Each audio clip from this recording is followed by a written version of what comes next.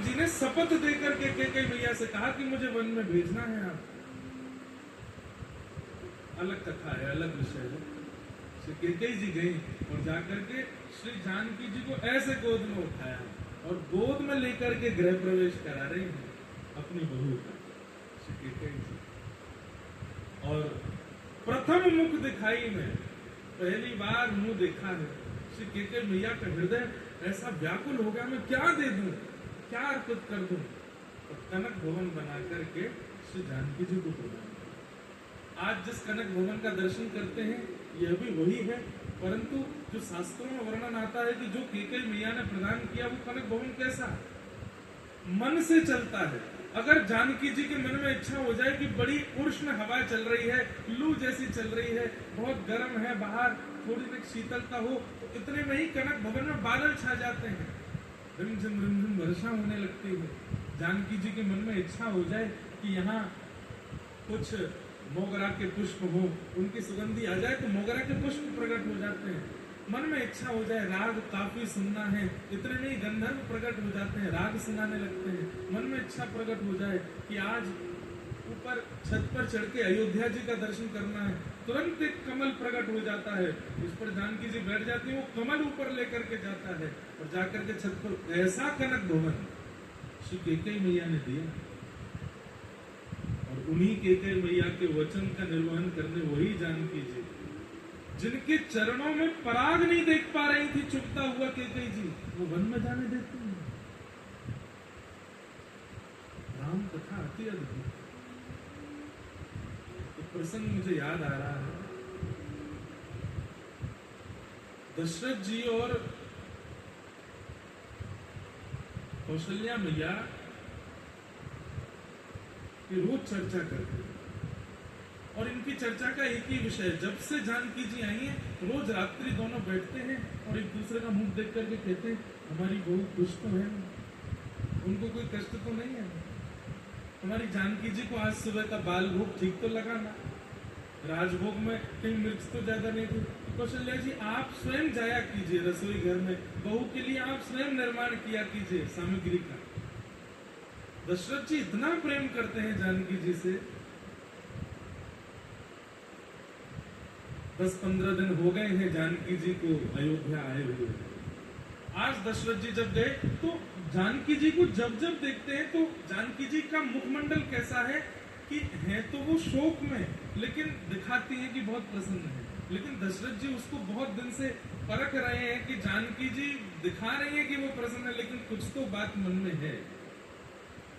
आज दशरथ जी महाराज गए और श्री जनक नंदिनी जी तुरंत खड़ी हो गई, प्रणाम किया।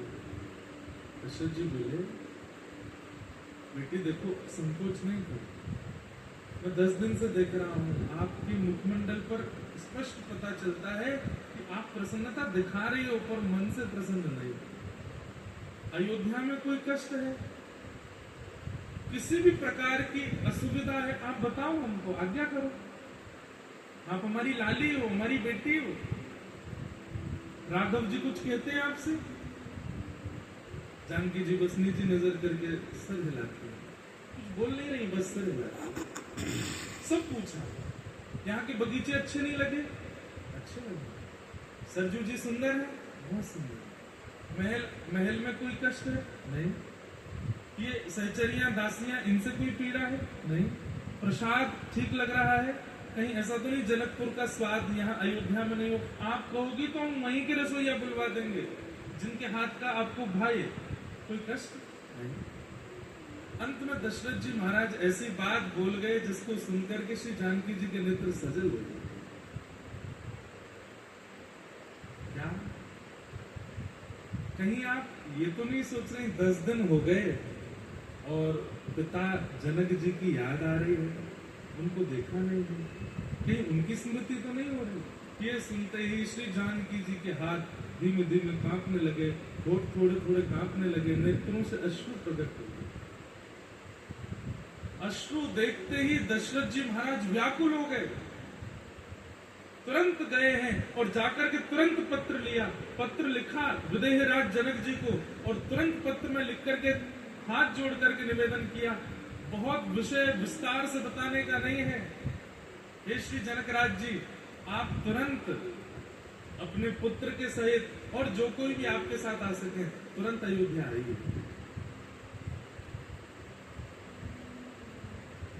समझ गए कि इनको पिताजी की याद आ रही है। छोटी सी तो है अभी, अयोध्या आई है अपने ससुराल। ससुराल कितना भी प्रिय क्यों ना हो, ससुराल कितना भी सुखद क्यों ना हो, माता पिता का स्थान थोड़ी कोई ले सकता।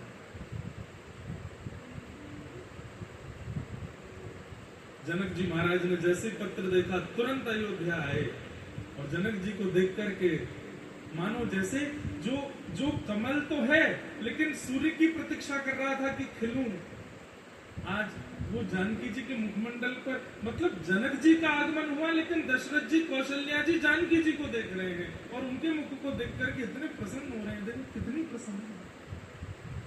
जनक जी महाराज ने हृदय से लगाया, जानकी जी हृदय से लगी। दशरथ जी महाराज ने जनक जी को बिठाया और कहा, हम आपसे एक ही विनती करना चाहते हैं। क्या? जानकी जी के मुखमंडल की ये प्रसन्नता हम जीवन भर देखना चाहेंगे।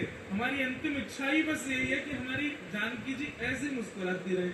उसके लिए आप कृपा करके हर महीने अब अयोध्या आया कीजिए। ये नियम बना लीजिए, एक तिथि हमें सुनिश्चित करके दे दीजिए, आप अयोध्या आएंगे। आप ये पक्ष जब राम कथा का सुनेंगे और फिर जहां वो पक्ष आता है कि जब वही जानकी जी वन में जा रहे हैं, कैसे ना दशरथ जी के प्राण निकलते अपने